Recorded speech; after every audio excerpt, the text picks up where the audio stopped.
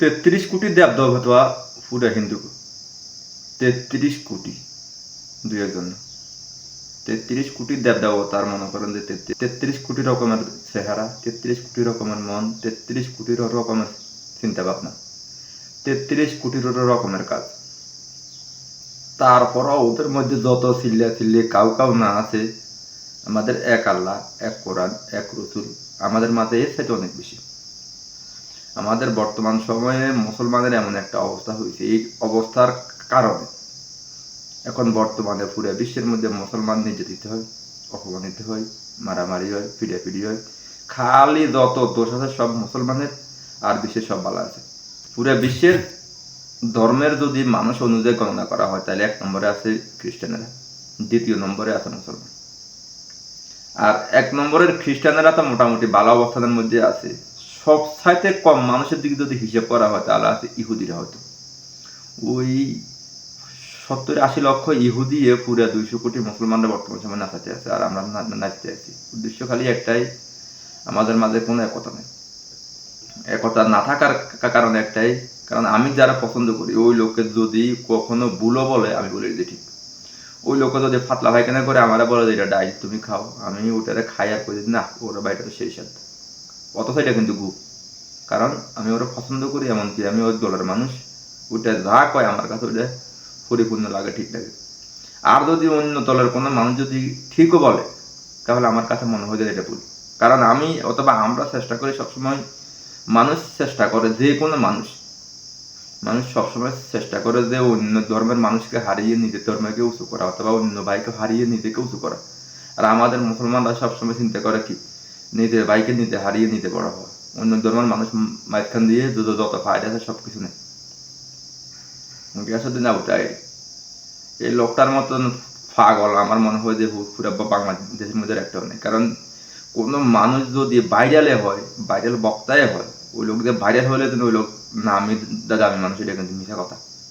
আপনার একটা জিনিস যদি উদাহরণস্বরূপ দেখেন, সিদ্দিক ওটা কিন্তু একটা সোর সিদ্দিক বর্তমানে ভাইরাল। তার মানে এটা নয় যে ওই লোকটা ভালো মানুষ। একটা মানুষ যদি কখনো যে ভালো হইতে হয় তাহলে ভালো হওয়ার জন্য যতগুলো কোয়ালিটি আছে, এটার আমার জানা মতে একটা কোয়ালিটিও এদের মধ্যে নেই। মানুষ লক্ষ লক্ষ টাকা খরচ করে ওয়াজ মাহফিল দেয়, আর এরা আসে এ ধরনের কথা বলে। শুনেন, এই আসুন্না নাম দিয়া মানবতার ফেরিওয়ালা হইতে চাইতেছ, ইমান জলাঞ্জলি দিয়া কাজে আসবে না। 48 ঘন্টার ভিতরে মাপ চাও, আনালে আন্দোলনের দুর্গ গড়ে তোলা হবে। এখনো সময় আছে, ক্ষমা চেয়ে নাও। কথা বলেন ঠিক না? আচ্ছা, এটা কোনো একটা বক্তব্য হইল? এরকম একটা কথা যে রসুলের 40 বছর পর নবীয়তে পাইছে অথবা নবুয়ত হয়েছে, তুমি যদি বলো যে না এটা ভুল, তাই একজন মানুষের ভুল করতে পারে।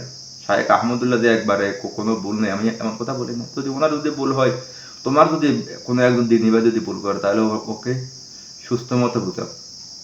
একজন আলেমের মুখের ভাষা কিরকম হওয়া উচিত, তো এই লোকটাকে কি কখনো কেউ আলেম বলা উচিত? কখনোই না।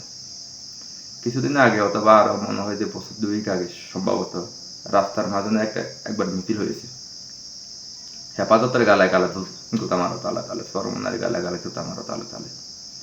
মিছিলটা করেছে কে? হিন্দুরা। আপনি একটা জিনিস বলেন, হেফাজত ইসলাম বলেন বা সরমনায় বলেন, এরা কিন্তু অন্য কিছু নেই।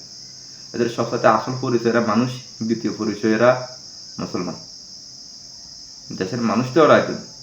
তা আপনি যদি হয়তো আমার লগে ওনার আকিদের কোনো মিল নেই, বাংলাদেশে আপনি এমন হাজার হাজার জায়গা পাইবেন যে জায়গার মধ্যে সব মুসলমান, কোনো হিন্দু নেই। তবে এরকম কোনো জায়গা পাইবেন না যে জায়গার মধ্যে সব হিন্দু, 1 মাইল জায়গায় কোনো মুসলমান নেই। তাহলে এরা যে এই মিছিলটা দিচ্ছে কোন জায়গায় দিচ্ছে? আমার আপনার সামনে দিচ্ছে, কিন্তু আমি আপনি কিছুই বলি না। কারণ উদ্দেশ্য হলো একটাই, এই লোকটা আমার আকিদার না, এই লোকটা আমার আকিদার না থাকার বিদায় আমি কিছুই বলিনি। ঠিক এমন একটা অবস্থায় তাহিরের মাহফিলে শুনুন। এটা ছিল ওর একটা ওয়াজের ময়দানের অথবা কিছু অংশ। এখন আগামীকাল যদি কোনো একজন মানুষ যদি বলে তাহিরের গালাগালি কথা মারো তালে তালে, এখন যারা আবার শায়েখ আহমদুল্লাহকে ভালোবাসে ওরা সবাই চুপ করে থাকবে। কারণ উদ্দেশ্য হলো একটাই, যে আগে এরা বলেছে, পরবর্তীতে আবার ওরা বলেছে। মাইকান দিয়ে যদি আপনি চিন্তা করেন, সব দোতরা বাড়ি কিন্তু মুসলমানের গালায় পড়ছে। এখান থেকে যদি আপনার কি মনে হয় যে এখান থেকে তৃতীয় পক্ষ কোনো একটা ফায়দা নেবে না? কারণ ওরা বসে আছে যে মুসলমানদের কেমনি করতে হয়, কি করতে না করতে হয়। দেখেন না, মুসলমান এত থাকার পরও আজকে লাভ জিহাদ ওইটা হেঁটে মুসলমান চুপ করে থাকা ছাড়া উপায় নেই।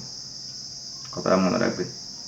এই ধরনের আলেমের পিছিয়ে না ঘুরে সত্যিকারের একজন আলেম খুঁজেন। এই লোকটা জীবনে যত আকাম কুকাম করেছে অথবা যত কিছু বলে ভাইরাল হয়েছে, শায়েখ আহমদুল্লাহর একদিনে যত ভালো কাজ করে এই লোকটা সারা জীবনে তা করতে পারবে না। অথবা এই লোকটা ওর বিরুদ্ধে কথা বলে। এই ধরনের পাগল ছাগল থেকে সবাই বিরত থাকেন। আল্লাহ হাফিজ।